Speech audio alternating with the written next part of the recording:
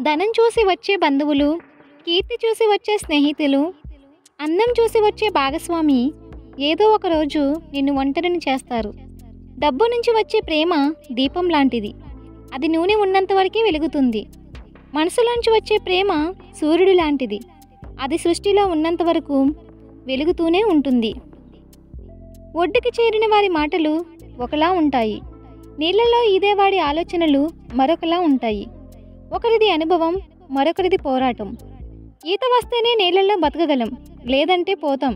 కానీ ఈ సమాజం మధ్య బతకాలంటే ఇంకా చాలా చాలా విద్యలు తెలుసుండాలి. మనుషులు అకారణంగా ఒకరి మీద ఒకరు ద్వేషం కలిగి ఉంటారు. ఎందుకో అర్థం కాదు. చెప్పుకోదగ్గ సమస్యలు లేకున్నా ఊరికే అలిగి దూరం జరుగుతారు. ఎవరు ఎందుకు ఎప్పుడు ఎలా మారతారో తెలియదు. నటించే బంధాలు ఎప్పుడు తీయగా మధురంగానే ఉంటాయి. నిజమైన బంధాలు ఎప్పుడు కష్టంగా కఠినంగా ఉంటాయి. ఇది అందరికీ తెలిసిన నిజం. అయినా సరే మనం ఎప్పుడూ నటించే బంధాన్నే ఎక్కువగా నమ్ముతాం. ఎందుకంటే మనం మనుషులం కదా.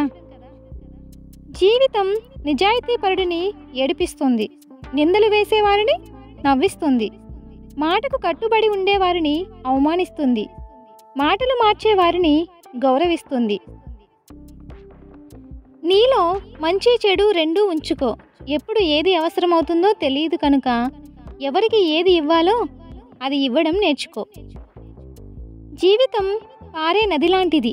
ఒకే చోట ఆగిపోతే నీరు మురికిగా అవుతుంది. జీవితం కూడా అంతే.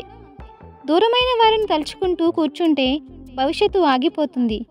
అనుభవాలు, గుణపాఠాలు నేర్చుకోవాలంటే పరిచయాలు ముగిసిపోతూ కొత్త పరిచయాలు అవుతూ ఉండాలి.